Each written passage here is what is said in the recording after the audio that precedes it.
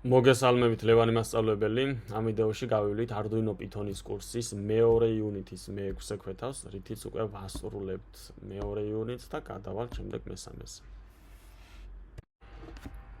შემოვედით კოდეიჩესზე მეორე იუნიტის მე-6 ქვეთავი, შევდივართ მესამე სავარჯიშოში, პირველი ვიდეო მეორე კვიზი, მესამე დაწერილი კოდი, სადაც შევალთ ახლა და გავარჩევთ.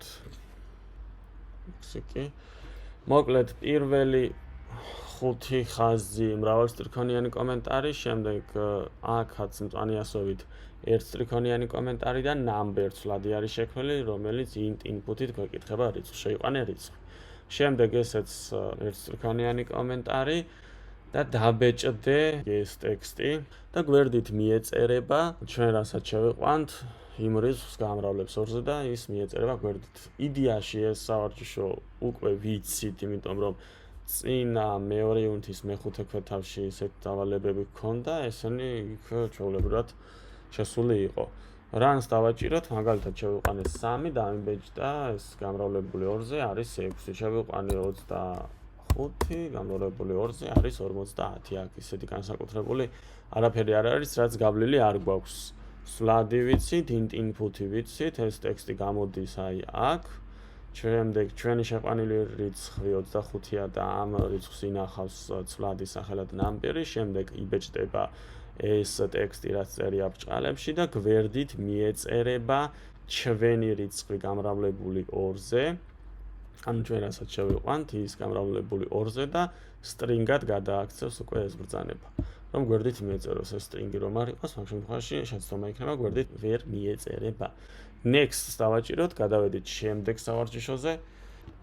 გადმოვედით ამ სავარჯიშოზე, მოკლედ ესე იგი აქ რას ვაკეთებთ, ზოგადად ეს კოდი გამოითვლის ტრაპეციის ფართობს და ახლა როგორ გამოითვლის ის განვიხილოთ, პარალელურად ტრაპეციის ფართობის ფორმულაც არის აქ და ის განვიხილოთ, მაგრამ ჯერ მივყვეთ ეტაპობრივად კოდს. ესე იგი, პირველი ზევით მრავალსტრიქონიანი კომენტარი, ეს ლურჯი ასოებით, ესეც კომენტარი ოღონდ ერთსტრიქონიანი.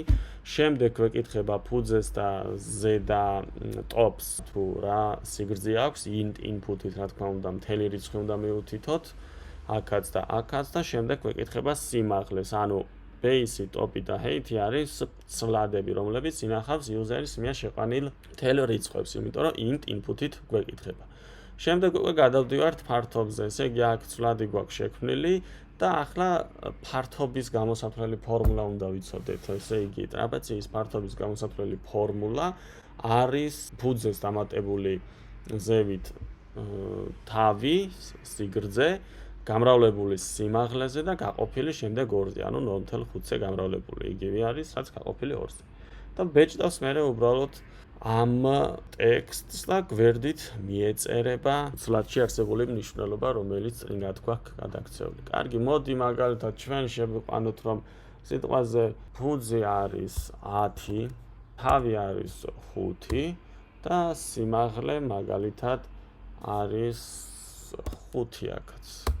და მაშინ 27.5 გამოდის ფართობი. მაგალითად თუ შევიყვანთ ფუძე მაგალითად იყოს 6, 4 და ესეც 4 იყოს, მაშინ გამოდის 20.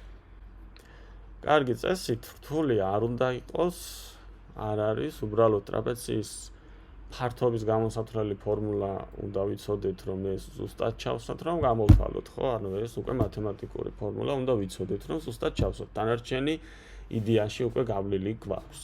Next-ს დავაჭიროთ, გადავედით შემდეგ დავალებაზე, ვნახოთ ახლა აქ რას გვეუბნება, მოკლედ აქ ეს სავარჯიშო დაწერილია, უბრალოდ ჩვენ უნდა დაგვეწერა აქ მრავალსტრიქონიანი კომენტარი. მრავალსტრიქონიანი კომენტარი წერება 3 ბრჭყალით და ქვევითაც 3 ბრჭყალი უნდა. აქ კიდევ შეგიძლიათ დაწეროთ ის ტექსტი, რაც აღნიშნავს და რასაც ასრულებს ეს კოდი. ამ შემთხვევაში checks რომ დავაჭიროთ, ასე უკვე ერთი ჩაგვითვალა, რომ ესე იგი უკვე შევასრულეთ მრავალსტრიქონიანი კომენტარი და გვინდა ჩვენ ერთსტრიქონიანი კომენტარი, მაგალითად, აი აქ ერთსტრიქონიანი კომენტარი იწერება თავში უნდა ძიეზი და შემდეგ მთელი ხაზი უკვე კომენტარი იქნება. ჩეკს დავაჭიროთ, ეს ჩაგვითვალა და დავასრულეთ ეს სავარჯიშო. Summit continuous დავაჭირეთ და დავასრულეთ მეორე იუნიტის მე-6 ქვეთავი. აქ უკვე კვიზი შეგვდება, რომელიც 20 შეკითხვისაგან შედგება. შეგიძლიათ გაიაროთ ეს კვიზი, საკმაოდ საინტერესო არის და შეამოწმოთ თქვენი ცოდნა თუ რა გახსოვთ მეორე იუნიტიდან.